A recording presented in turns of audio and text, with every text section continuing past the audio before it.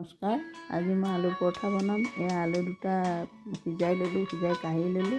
তাত এটা পিঁয়াজ কুটি দিলোঁ, অকণমান নিমখ দিলোঁ, পিঁয়াজ দি পেলাই তাত এটা জলকীয়া কুটি দিলোঁ।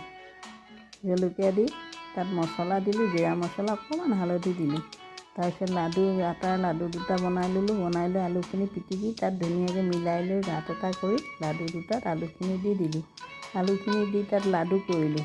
লাডু কৰি ৰুটিখিনি মাৰি লওঁ। ৰুটিখিনি দুটা ৰুটি মাৰি লওঁ।